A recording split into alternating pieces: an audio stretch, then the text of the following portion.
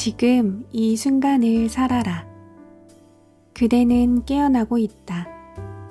진정 그대가 해야 할 일은 지금 이 순간을 있는 그대로 받아들이는 것이다. 그대가 진정한 자신을 발견할 수 있는 지금과 여기는 물질적인 몸과 변덕스러운 감정과 수다스러운 마음 너머에 있다. 거기 지금의 자유, 지금의 평화가 기다리고 있다. 안녕하세요. 이nem북입니다. 오늘의 책은 에크하르트 톨레의 지금 이 순간을 살아라입니다. 29살의 어느 날, 저자가 캄캄한 절망의 나락에서 깨달음의 밝은 순간을 느꼈던 그 순간에 대한 내용과 1장 마음은 내가 아니다 라는 내용 일부를 발췌하여 읽어드리도록 하겠습니다. 그럼 지금 시작할게요. 깨달음은 우리 안에 있다. 나는 지나간 일에 연연하는 사람도 아니고 흘러가 버린 과거에 별 가치를 두는 사람도 아닙니다.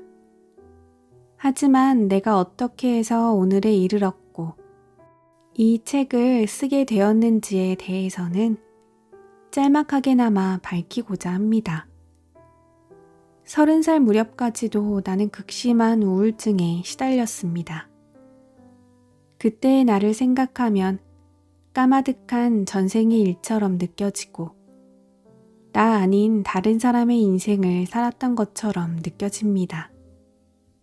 29번째 생일이 지나고 얼마 되지 않은 어느 날 밤, 나는 절망적인 두려움에 사로잡혀 있었습니다. 그런 느낌 속에서 헤맨 것이 한두 번이 아니었지만 이번에는 여느 때보다 강렬했습니다. 내가 왜 여기에서 이런 삶을 살아야 한단 말인가? 모든 것이 아무 의미도 없었고 삶 자체가 끔찍스럽기만 했습니다. 무엇보다 지긋지긋했던 것은 나 자신이 어떤 식으로든 존재하고 있다는 사실이었습니다. 도대체 왜 무엇 때문에 이런 고통의 짐을 짊어지고 살아야 한단 말인가?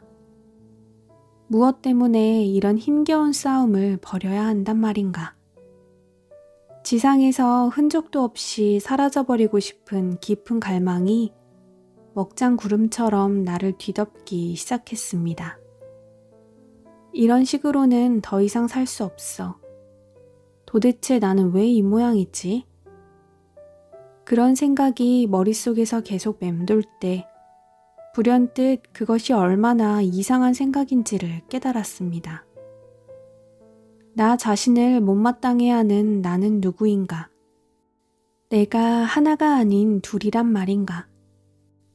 내가 나 자신을 견딜 수 없다고 느낀다면 나는 둘이어야 마땅하다. 평소에 내가 있어야 하고 나를 못마땅하게 여기는 또 하나의 내가 있어야 한다. 그렇다면 어느 쪽이 진짜 나인 것일까? 갑작스런 이런 깨우침에 머릿속은 일순 모든 작동을 멈추어 버렸습니다. 의식은 생생했지만 더 이상 아무 생각도 나지 않았습니다. 그리고는 다음 순간 알 수 없는 에너지의 소용돌이 속으로 빨려 들어가기 시작했습니다.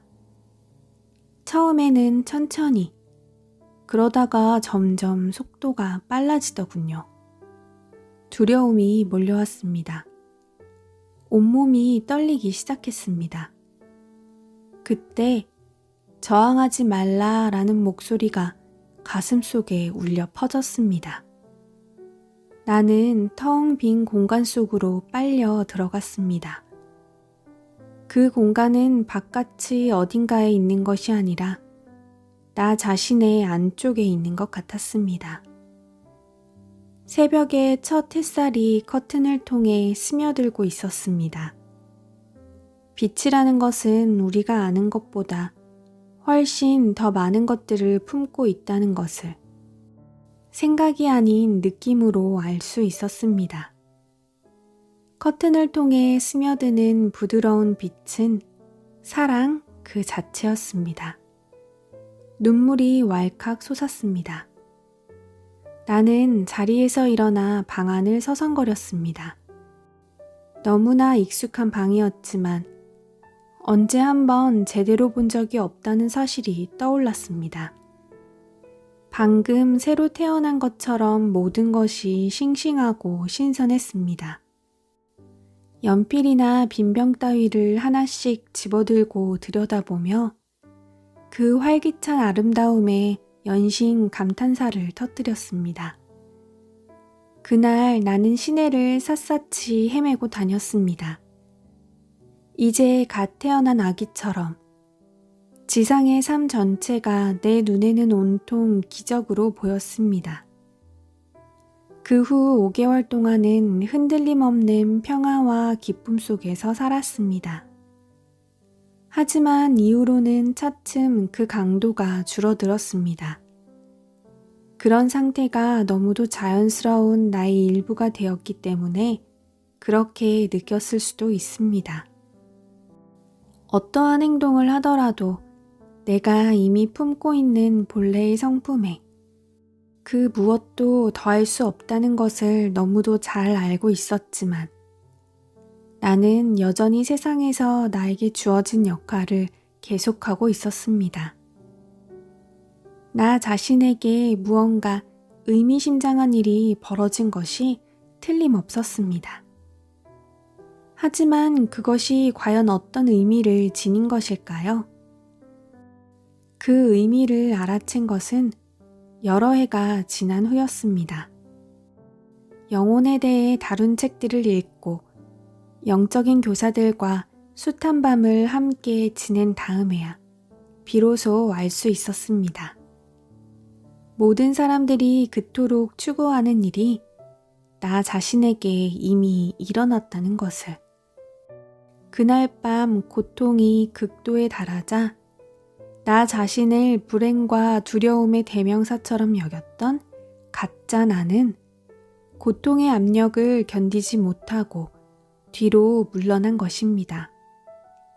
모두가 마음이 만들어내는 허구라는 것을 알지 못한 채 속아왔지만 고통이 심해지자 거짓된 나는 물러서지 않을 수가 없었고 그 순간 지금까지 쌓아올린 거짓된 성이 일시에 무너져 내린 것입니다. 그제야 비로소 눈에 보이는 내가 나 자신이라고 믿기 이전에 본래 순수한 내가 고스란히 드러난 것입니다. 그 후 나는 애초에 경험했던 공의 상태로 시간도 없고 죽음도 없는 내면의 세계로 들어가 깨어있음으로 해서 충만한 상태에 머무는 법을 배우게 되었습니다. 첫 경험과는 비교도 되지 않는 말로 표현할 수 없는 기쁨과 신성의 상태에 머물곤 했습니다. 훗날 사람들은 나에게 묻곤 했습니다. 당신이 누리는 평화를 나도 누리고 싶습니다. 어떻게 해야 그걸 얻을 수 있는지 알려주세요. 그때마다 나는 대답하곤 했습니다. 당신은 이미 그 비법을 알고 있습니다. 마음이 복잡하고 시끄러워서 느끼지 못하는 것뿐이지요. 이 책은 근본적인 내면의 변화를 받아들일 준비가 된 분들에게 지침이 되고 촉매가 되어줄 것입니다. 아직 완전한 삶을 실천할 수 있을 만큼 준비가 되어 있지 않은 분들이라도 이 책을 읽고 나서는 뭔가 깊이 있게 생각해 볼 만한 점이 있다는 것을 느낄 수 있기 바랍니다. 이 책을 통해서 뿌려진 씨앗과 만나게 되는 어느 날, 갑자기 싹이 터서 자라나게 될 것입니다. 우리의 목적은 겹겹이 쌓여있는 사고의 층을 해치고 나와 여러분이 이미 알고 있는 우리 자신의 내면에 있는 그곳. 진리를 듣고 알아차리는 그 자리에 도달하는 것입니다. 그 자리에 이르게 되면 가슴이 벅차고 충만한 느낌이 들면서 내면에서 누군가가 말하는 소리를 듣게 될 것입니다. 그래, 맞아. 이것이 진리야. 에크하르트 톨레. 1장. 마음은 내가 아니다. 깨달음을 가로막는 가장 큰 장애. 진정한 깨달음이란 무엇인가요? 30년 동안이나 길가에 앉아서 국어를 해온 거지가 여느 날과 마찬가지로 한 푼 줍쇼라는 말을 나지막히 중얼거리고 있었습니다. 거지가 내밀고 있는 낡은 야구 모자에는 가끔씩 동전이 떨어졌습니다. 한 행인이 지나가다가 거지에게 말했습니다. 난 가진 게 아무것도 없으니 적선도 할 수 없구려. 그런데 당신이 걸터 앉은 그건 뭐요? 이거 말이요. 그냥 낡은 상자일 뿐입죠. 난 늘상 이 위에 앉아 있었소. 언제부터인지 모르지만 어쨌든 난 이 상자 위에 쭉 앉아 있었소만. 행인은 상자를 가리키며 말했습니다. 한 번이라도 그 안을 들여다본 적이 있어? 그건 봐서 뭘 하게요. 안에는 아무것도 없어요. 안을 한번 들여다보시구려. 행인이 다그쳤습니다. 거지는 마지못해 상자 뚜껑을 들어 올렸습니다. 그런데 웬일입니까?